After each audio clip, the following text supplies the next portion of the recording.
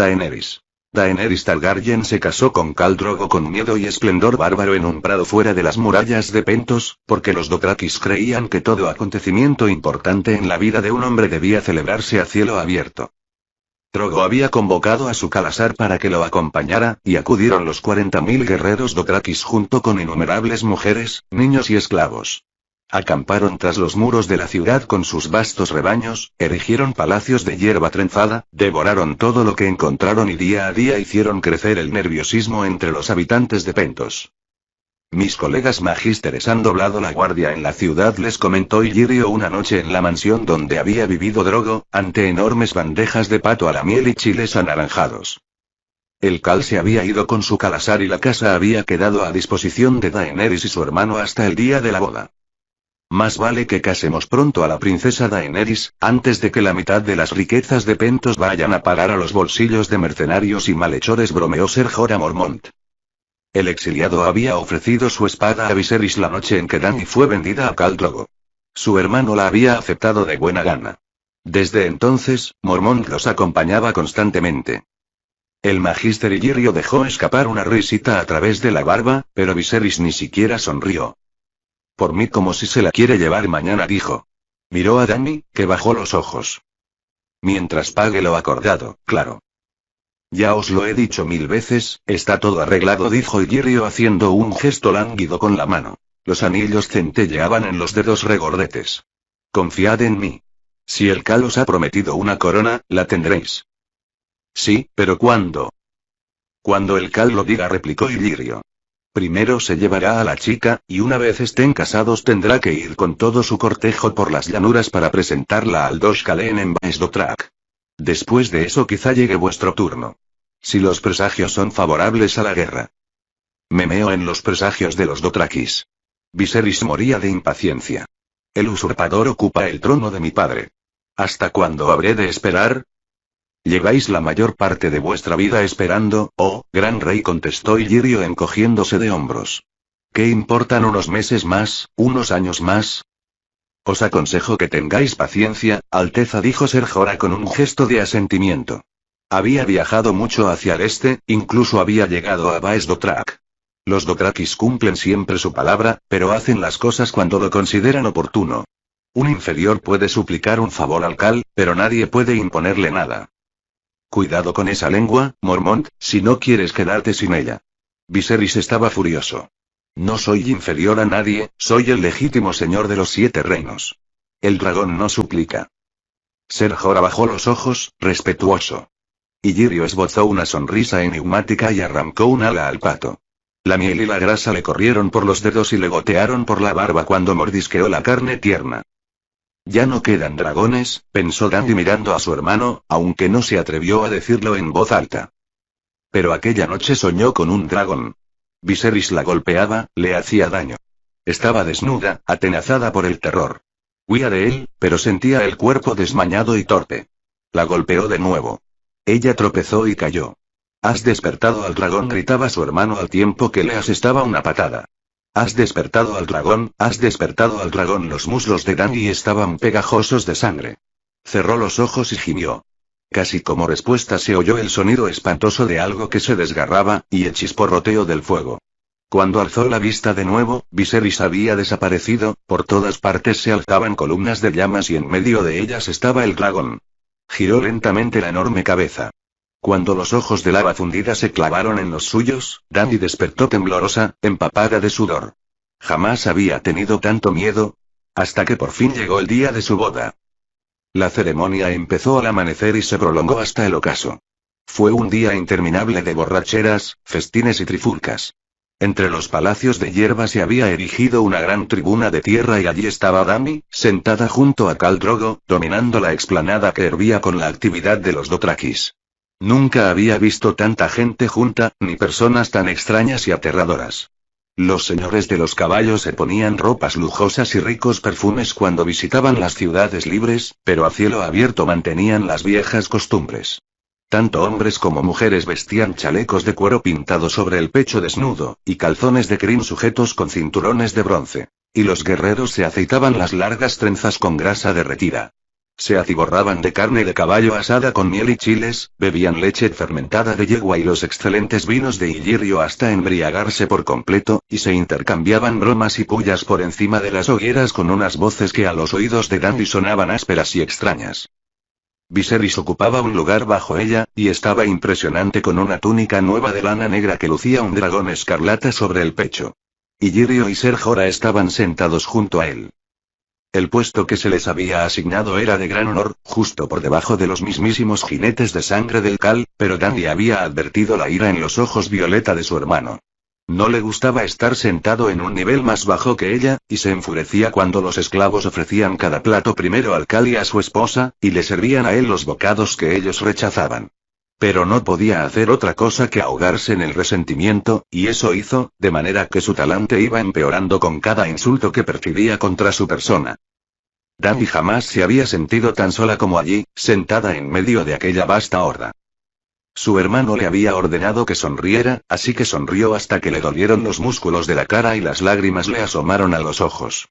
Hizo todo lo posible por ocultarlas, porque sabía lo mucho que se enfadaría Viserys si la veía llorar, y también porque la aterraba la posible reacción de Khal Drogo. Los esclavos ponían ante ella trozos de carne humeante, gruesas salchichas asadas y empanadas dothrakis de morcilla, y más tarde frutas, compota de hierba dulce y delicados pastelillos de las cocinas de Pentos, pero ella lo rechazaba todo. Tenía el estómago del revés, y sabía que no podría retener nada. No tenía con quién hablar. Khal Drogo gritaba órdenes y chanzas a sus jinetes de sangre, y se reía con sus respuestas, pero apenas si miraba a Dandy. No tenían un idioma común. Ella no entendía ni una palabra de Dothraki, y el Khal apenas sabía unas cuantas palabras del desvirtuado valiriano de las ciudades libres y ninguna de la lengua común de los 7 reinos.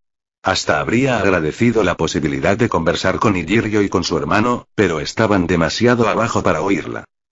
Así que permaneció allí sentada, con sus ropajes de seda, con una copa de vino endulzado con miel en las manos, sin atreverse a comer nada, hablando consigo misma. Soy de la sangre del dragón, se decía. Soy Daenerys de la tormenta, de la sangre y la semilla de Aegon el Conquistador. El sol apenas había recorrido una cuarta parte de su trayectoria por el cielo cuando Dandy vio morir al primer hombre. Sonaban los tambores mientras algunas de las mujeres bailaban para el Khal. Drogo observaba con rostro inexpresivo, y de cuando en cuando lanzaba un medallón de bronce para que las mujeres pelearan por él. Los guerreros también miraban. Por fin uno de ellos avanzó hacia el círculo de mujeres, agarró a una bailarina por el brazo, la tiró al suelo y la montó allí mismo, como un semental monta una yegua. Illyrio ya le había advertido que podía suceder algo así. Los dothrakis se aparean como los animales de sus rebaños, fueron sus palabras. En un Khalasar no existe la intimidad, y su concepto del pecado y de la vergüenza no es igual que el nuestro. Dandy, atemorizada, apartó la vista de la pareja que copulaba en cuanto comprendió qué estaba pasando, pero pronto un segundo guerrero se adelantó, y un tercero, y al final no tuvo a dónde desviar la mirada. Entonces, 2 hombres fueron a por la misma mujer. Oyó un grito. En un instante los Arax estuvieron desenvainados y las hojas largas, mitad espada y mitad cimitarra, brillaron bajo el sol. Los guerreros empezaron a moverse en círculo, lanzando estocadas y saltando el uno contra el otro en una danza de muerte. Hacían girar las hojas sobre sus cabezas y se gritaban insultos, sin que nadie hiciera ademán de intervenir. Todo terminó tan deprisa como había empezado. Los Arax hendieron el aire a la vez, a tal velocidad que Danny no pudo seguirlos con la vista. Uno de los hombres dio un paso en falso, el otro blandió el arma en un arco paralelo al suelo. El acero penetró en la carne justo por encima de la cintura del Dothraki y seccionó el torso del vientre a la columna vertebral.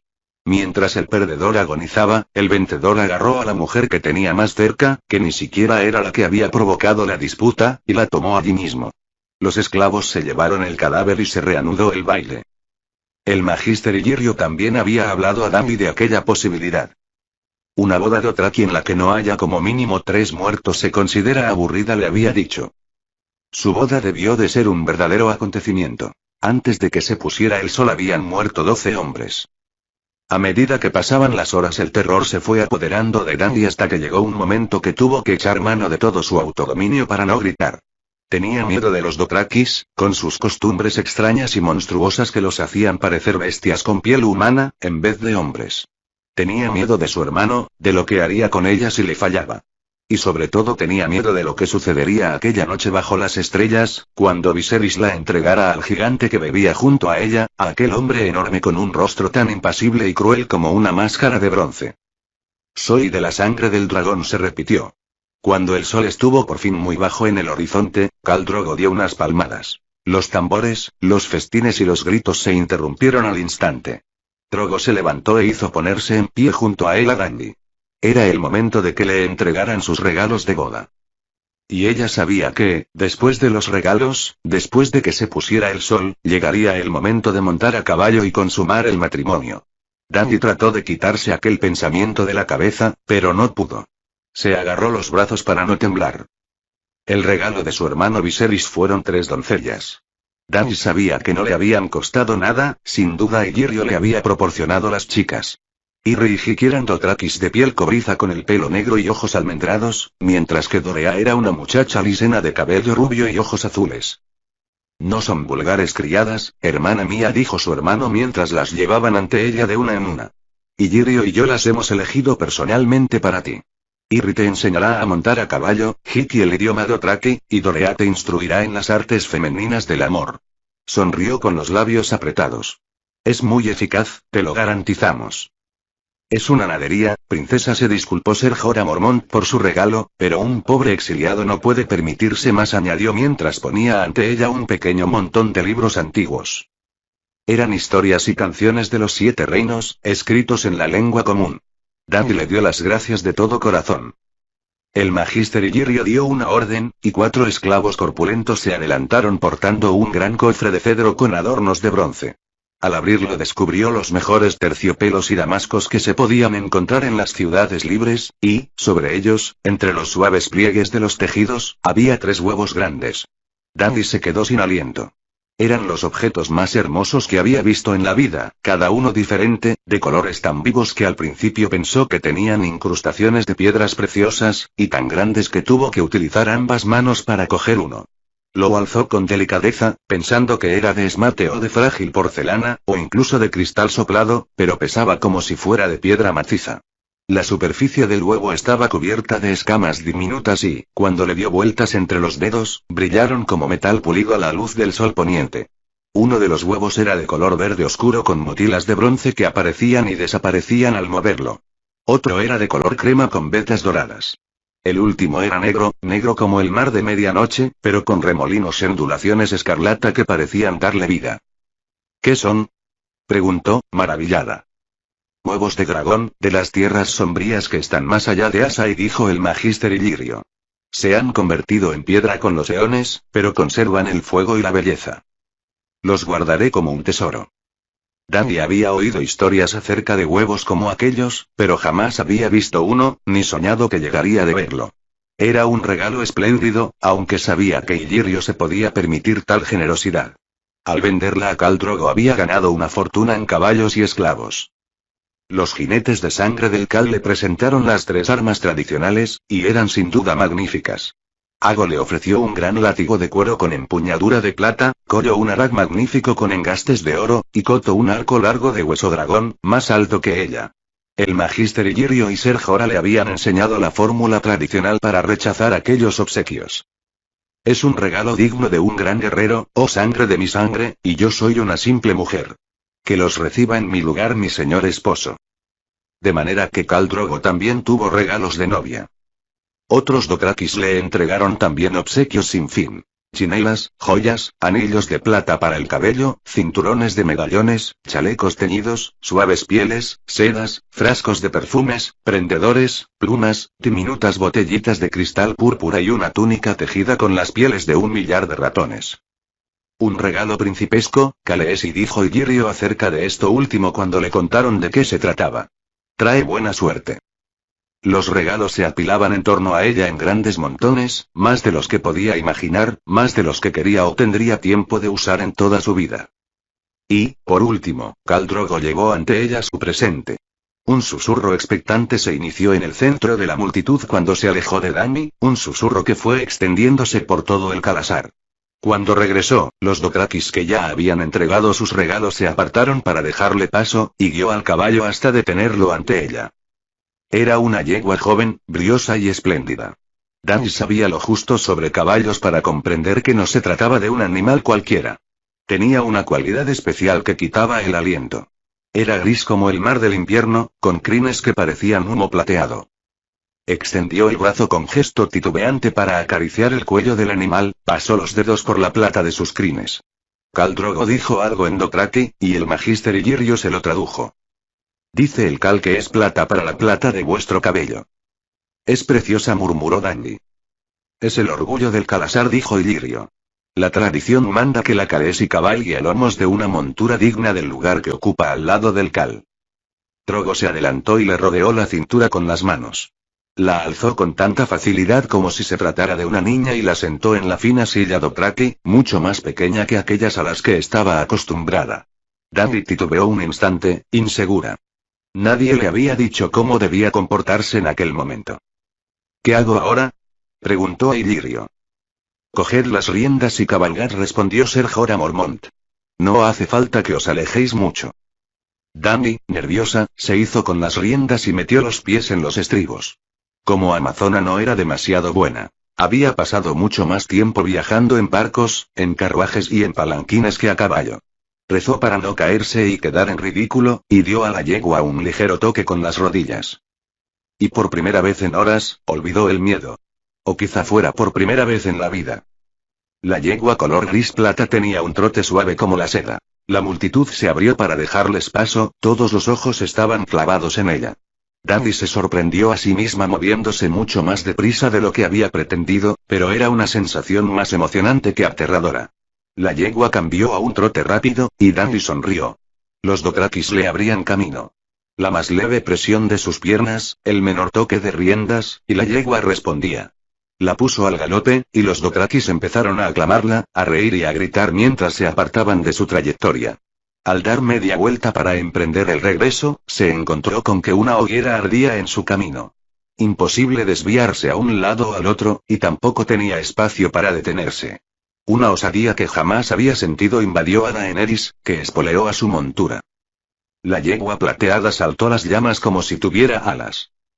Di a Khal Drogo que me ha regalado el viento, pidió al Magister Illyrio cuando se detuvo ante él. El obeso Pentos se acarició la barba amarilla y repitió sus palabras en Dothraki, y por primera vez Dany vio sonreír a su esposo. El último jirón de sol desapareció tras los altos muros de Pentos en aquel momento. Dany había perdido la noción del tiempo. Khal Drogo ordenó a sus jinetes de sangre que le llevaran su caballo, un esbelto semental castaño rojizo.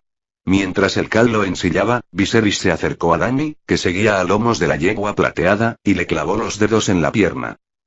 Haz que quede satisfecho, hermanita, o te juro que verás despertar al dragón como nunca lo has visto antes. El miedo regresó con las palabras de su hermano. Volvió a sentirse una niña. Tenía solo 13 años y estaba sola, no se sentía preparada para lo que estaba a punto de suceder. Cabalgaron juntos mientras empezaban a aparecer las estrellas, y dejaron atrás el Khalasar y los palacios de hierba. Khal Drogo no le dirigió la palabra. Se limitó a montar su semental a paso ligero en el crepúsculo. Las campanillas de plata de su larga trenza tintineaban suavemente. Soy de la sangre del dragón, susurraba Dany tras él, tratando de conservar el valor. Soy de la sangre del dragón.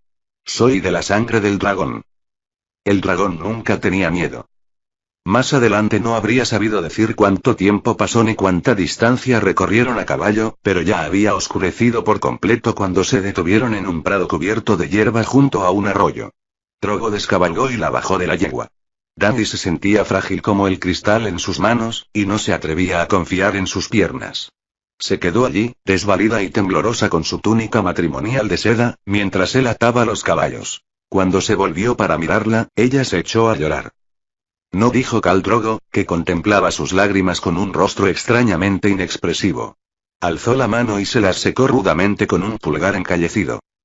Hablas la lengua común, se maravilló Dany. No, repitió él. Quizá fuera la única palabra que sabía, pensó, pero al menos sabía una, más de lo que ella esperaba. Aquello hizo que se sintiera mejor en cierto modo.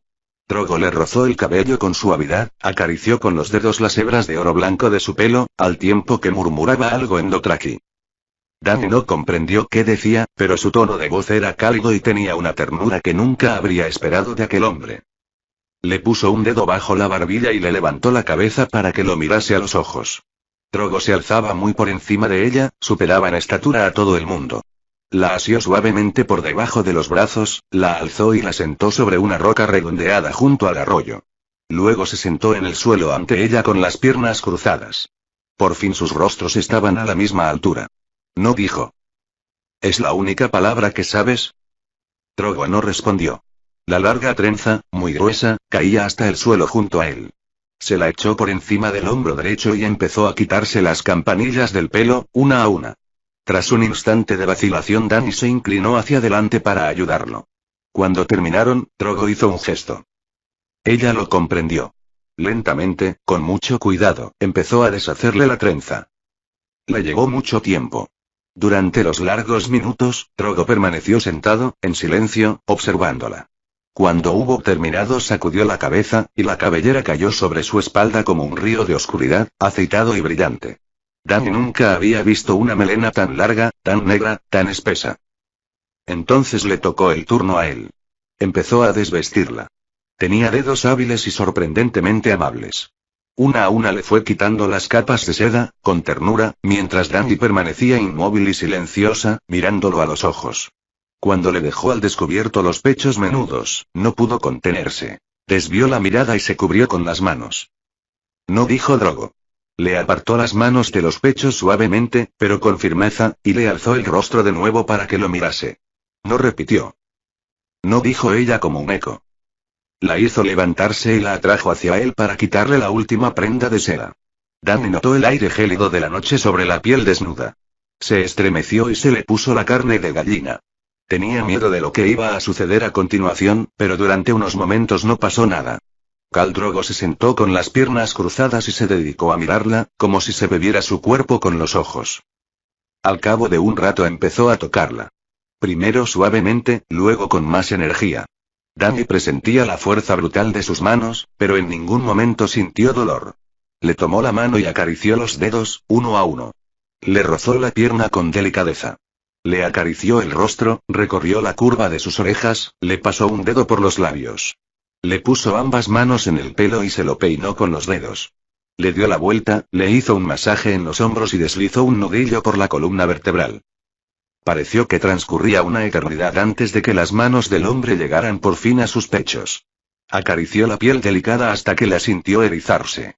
Hizo girar los pezones con los pulgares, los pellizcó suavemente y empezó a tirar de ellos, muy ligeramente al principio, luego con más insistencia, hasta que estuvieron tan erectos que empezaron a dolerle. Solo entonces se detuvo, y la sentó en su regazo. Dany estaba ruborizada y sin aliento, sentía el corazón desbocado en el pecho. Drogo le sostuvo el rostro con ambas manos y la miró a los ojos. «No», dijo. Dany supo que era una pregunta. Le tomó la mano y la llevó hacia abajo, hacia la humedad entre sus muslos. Sí, susurró mientras guiaba el dedo del hombre hacia su interior.